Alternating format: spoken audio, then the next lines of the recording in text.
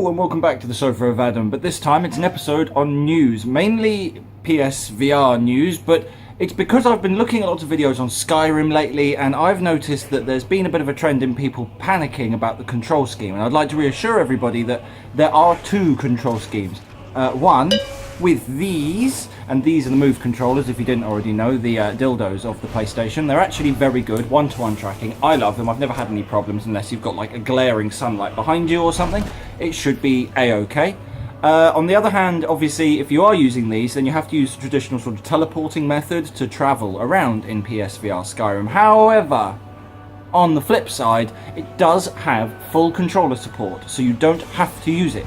Which is a bit of a swizz, because I see what they've done. If you look at the Switch version of the game, that's coming out on the Switch as well, the controls on that, they've detached them from the side, and then they've made the motion controls.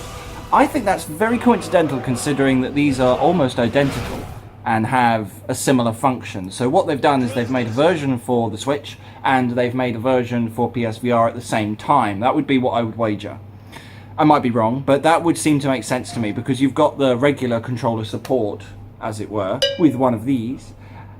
And this will obviously give you full strafing and everything, because if you're using the PS Move controllers, you can't strafe, you'd have to teleport and turn. I would love that they use the controllers properly. What they should do with PSVR, in my opinion, is they should use it so that you just look where you want to walk and you hold X to walk in that direction. Then you could get away with using the Move controllers in your head. It would still be really awful to control, so I'm really curious how that's going to go. Also, we had a release date. The release date is December 22nd, which is 12 days after you've got PSX, which is probably where I would guess they're going to announce new PSVR controllers. So it might be that on December 22nd, when Skyrim VR comes out, we're going to have a new controller and a new peripheral to go with it. Again, that's really tricky, because on a price note, we've already forked out a large sum of cash for the console, PSVR, if you've got a nice telly, not that you need it, and then you've got to get the Move controllers, and I don't particularly want to find a sword and with an analog stick on it to go along with all of that.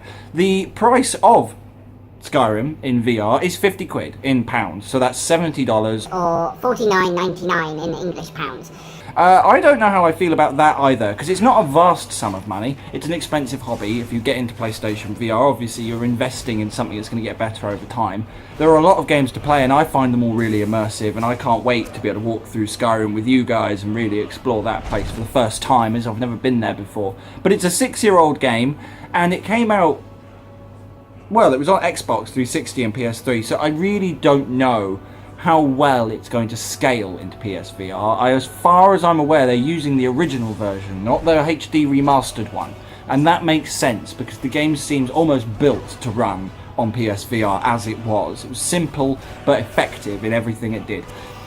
Also, the full surround 3D is something that they've implemented into the game, and I feel like that's going to be interesting, because that wasn't actually in the original version. It didn't exist. HDR didn't exist. So PlayStation and Xbox have moved on since then, which means that the technology's moved on a lot.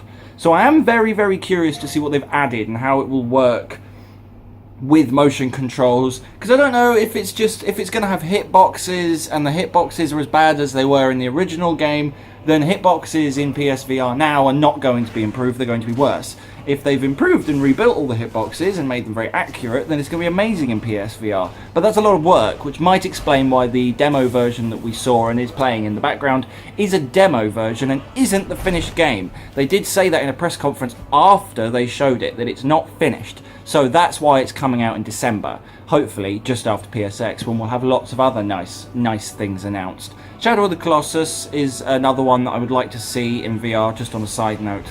I saw that being talked about. Apparently it might be getting support, a little bit of chatter between Sony and them to try and get it to have support. I'm guessing that's so you could see it from, so it'd be like a little person, giant monster, or I suppose it's just to gain the scale in VR then, and it gives them a one-up on Xbox. Not that I'm into the whole console war thing at all, and I'd like to make that clear now. I'm very open-minded, and if Xbox does badly or Microsoft does badly, Sony will do badly, because competition is good. at the moment I'm a bit lackluster because PlayStation's kind of ruling the roost, and that is leaving a lot of things to chance. Lots of things are becoming exclusives here and there. It's becoming a bit of a battleground. What we need is support across the board, and that would give both VR and the consoles a bit more of a foothold over like PC gaming, which is still kind of taking a lead at the moment, but not in VR. Luckily, PlayStation VR is outselling both the Oculus and the Vive put together. Well, it's quite, well, that's what we're all assuming because we've seen the numbers, or I've gone out of my way and looked at the numbers, but Vive and Oculus have been rather cagey about releasing all of their sales numbers, which normally means they haven't reached what they wanted, whereas PlayStation have been, we've got 1 million, we've got 1.5 million, we've nearly reached 2 million, we've reached 2 million, and it's like, well, they're releasing their numbers on the fly because they're very proud of themselves. As a VR spectacle, Skyrim looks like the next big thing, and I'm really looking forward to playing it with you guys. With you lies? You lies! You lies entirely! No, with you guys. It'll be great. So, if there's anything else you'd like to say to me, to be fair, this might be the video to do it. Write it down in the comments about anything you want to see on the channel, games you want me to play, games you want me to stop playing, because I'm not very good at them. If you've just got anything you want to say to me, please do remember that I'm always here, and I always like to reply to people, even if you've got something to say about this specific video. If you know anything about Skyrim that you would like me to mention on the channel, or if there's any VR games that you'd like me to try and play, I'm always open to suggestions. So please like, subscribe, leave a comment down below. Without you, there could be no me, and I will see you all in the next video.